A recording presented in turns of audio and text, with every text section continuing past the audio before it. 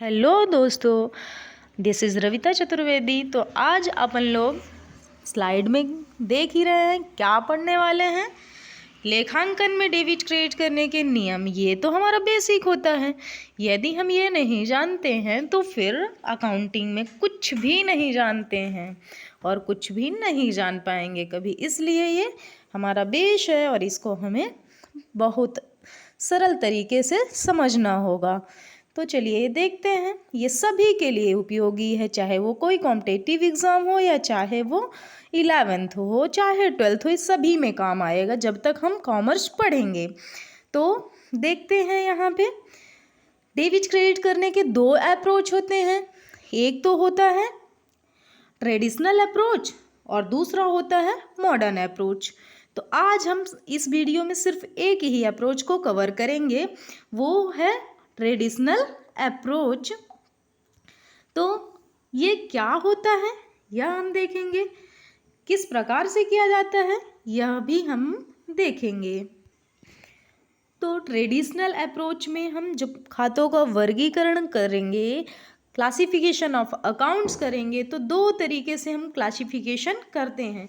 एक तो होता है पर्सनल, दूसरा होता है इम्पर्सनल यानी अव्यक्तिगत। तो पर्सनल में ये कौन सा खाता होता है?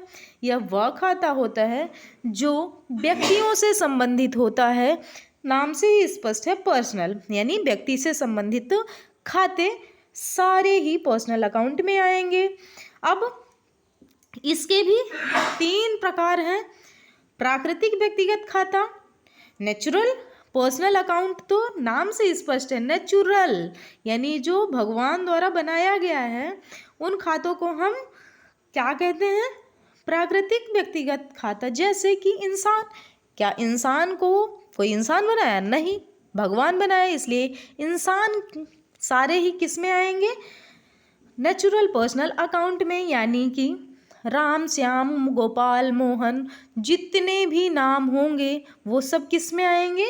प्राकृतिक व्यक्तिगत खाते में। फिर उसके बाद दूसरा है आर्टिफिशियल पर्सनल अकाउंट।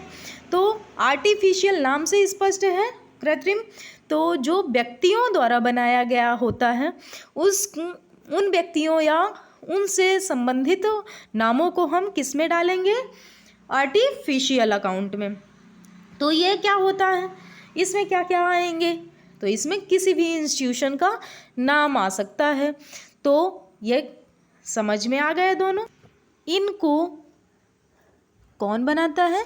विधान द्वारा, यानी कि लीगल ये बनाए जाते हैं। जैसे कि कोई बैंक का नाम हो गया, किसी भी संस्था का नाम हो गया, आपके स्कूल का नाम हो गया, ये सब किस में आएगा? आर्टिफिशियल पर्सनल अकाउंट में आएगा। फिर उसके बाद है रिप्रेजेंटेटिव पर्सनल अकाउंट, प्रतिनिधित्व व्यक्तिगत खाता। नाम से ही स्पष्ट है, प्रतिनिधित्व, ये किसी व्यक्ति या व्यक्ति के समूह का प्रतिनिधित्व करता है यानी रिप्रेजेंट करता है। जैसे बहुत सारे लोगों के सैलरी का, यानी कि जो आउटस्टैंडिंग सैलरी होती है वो हमारे बहुत सारे लोगों के व्यक्तियों के खातों को ये रिप्रेजेंट कर रहा है।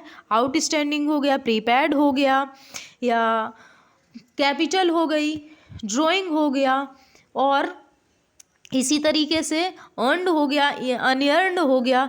ये सारे ही जो अकाउंट होंगे वो किस में आएंगे? रिप्रेजेंटेटिव पर्सनल अकाउंट में आएंगे। फिर इसके बाद हम इम्पर्सनल में देखेंगे। तो इम्पर्सनल के भी दो प्रकार होते हैं, एक और दो। तो ये कौन कौन से हैं? तो रियल अकाउंट और नॉमिनल अकाउंट, वास्तविक खाता और नाममात्र खाता। ये कैसे होते हैं?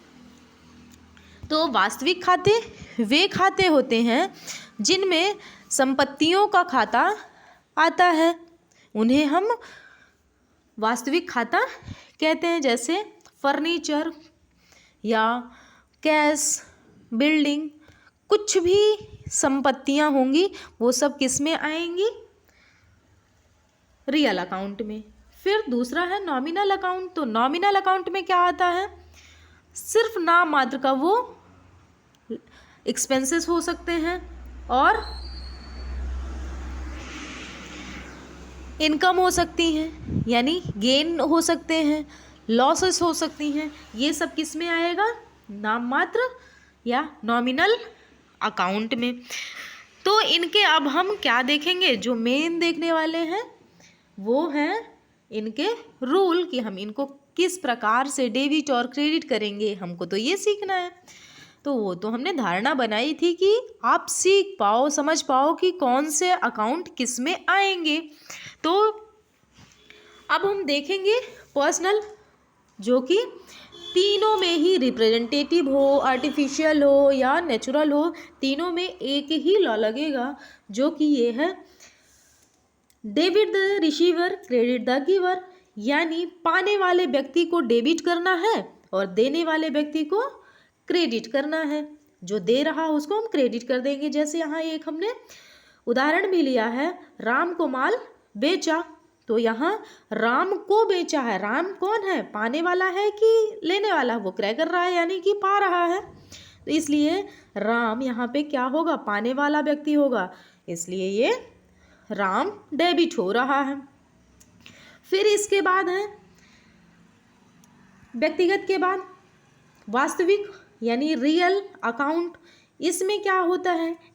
डेबिट व्हाट्स कम इन, क्रेडिट व्हाट्स गोज आउट, यानी आने वाली जो वस्तुएं होती हैं उनको हम डेबिट करेंगे और जो जाने वाली वस्तुएं होती हैं उनको हम क्रेडिट करेंगे। यहाँ भी हमने एक उदाहरण लिखा है, नगद माल बेचा। अब नगद माल बेचा है हमने, मान लो व्यवसाय है हमारा, हमने नगद माल बेचा है, तो हमारे बिजनेस में कैश आएगी और गुड्स जाएगा। तो आने वाली को हम क्या करते हैं? डेबिट करते हैं। तो कैश को हम क्या करेंगे? कैश को डेबिट करेंगे और गुड्स, यानी कि यहाँ पे हम परचेज लिखेंगे, तो उसको हम क्या करेंगे? क्रेडिट। ये समझ में आ गया। फिर इसके बाद है रियल तो हो गया नॉमिनल अकाउंट। तो नॉमिनल क्या होता है? आय एवं व्यय से संबंधित है, हानि एवं लाभ से संबंधित है। तो debit all expenses and losses, credit all income and gains. जितने भी इनकम और गेन्स होंगे वो क्रेडिट होंगे, और जितने ही एक्सपेंसेस एंड लॉसेस होंगे वो डेबिट किए जाएंगे। समस्त व्यय एवं हानियों को डेबिट करना है, समस्त आय एवं लाभों को क्रेडिट करना है। जैसे यहाँ पे किराया दिया तो व्यवसाय द्वारा दिया गया है किराया, तो रेंट अकाउंट क्या हो जाएगा? डेबिट हो जाएगा, और कैश जा रही है हमारे बिजनेस से, इसलिए वो क्रेडिट हो जाएगी। परंतु आपको यहाँ नॉमिनल में सिर्फ रेंट को समझना है। ये क्या पूरा कॉन्सेप्ट समझ में आया आपको? यदि आया होगा तो कमेंट करके बताइएगा कैसा लगा यह वीडियो, और मिलते हैं अगली वीडियो में। तब तक के लिए हमारे साथ जुड़े रहने के लिए चैनल को सब्सक्राइब करिएगा, अपने दोस्तों के साथ शेयर करिएगा। धन्यवाद।